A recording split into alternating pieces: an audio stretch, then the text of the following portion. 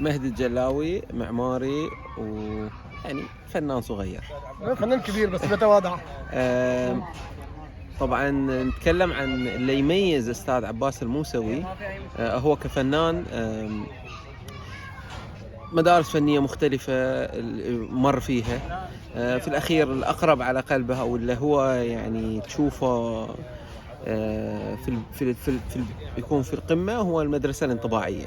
له مدرسة طباعية خاصة فيه، وأكثر شيء دائما التركيز ماله على التراث البحريني، الأسواق، البر، البساتين والمياه وإلى آخره.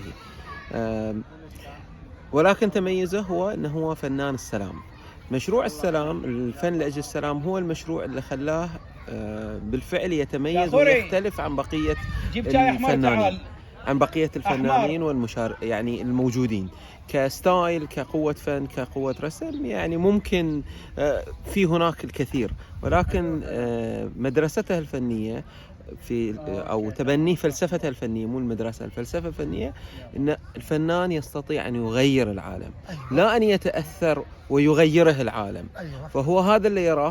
فالهدف الرئيسي من التغيير هو يريد يغير لأجل السلام. طبعا السلام اللي يتكلم عنه هو مو سلام ما بعد الحرب أو السلام بعد المصائب، هو يتكلم عن السلام الداخلي، عن السلام الحقيقي، السلام الاقتصادي، السلام البيئي، السلام العقلي، السلام النفسي، هذا الكامل. فلذلك تشوف هو كفنان من مؤسسين جمعية البيئة في البحرين. طيب هو صحيح انه هو من مؤسسين جمعية البحرين الفنون التشكيلية مع معالي الشيخ راشد، اللي هو اليوم رئيس المجلس الوطني للفنون. اوكي، هذا شيء طبيعي انه يكون مؤسس جمعية الفنون كفنان. اما انه يكون مؤسس جمعية البيئة، مؤسس جمعية مكافحة التدخين، يرى ان التدخين وهو يضر البيئة. فتشوف هذه المبادرات اللي يقوم فيها. مثلا هو مؤسس نادي التصوير. اوكي، التصوير وهو كونه فنان ومصور، وهو مصور ايضا في مجاله، بس لين يرى ان المسألة يجب ان تكون ابعد. السلام هو ابعد سلام داخلي. طيب سؤال بعد اذنك، ما هي اهم الفعاليات العالمية التي تخص مشروع سلام بالتحديد اللي شارك فيها عباس الموسوي؟ اهم مشروع هو مشروع الفن لاجل السلام، اللي هو قافلة السلام.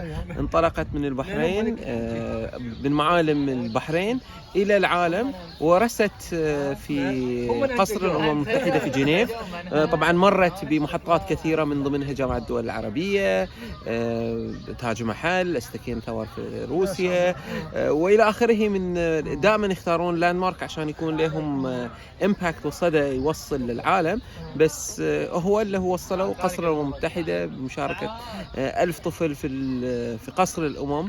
فهذا مشروع الفن لأجل السلام هو من أهم المشاريع، وصار له إعادة نسميها ريبون، أو يعني رجع مرة ثانية بعد، لأنه مؤسس كان في 93 واستمر، وصار له إعادة انطلاقة قبل في أكتوبر 2022 في البوسنة، في جمهورية البوسنة، بهدف الانطلاقة إلى العالم، لأن البوسنة تكون محطة، لأن هم يعرفون وعرفوا وجربوا قيمة السلام، فتبنوا المشروع فيكون انطلاقة إلى العالم.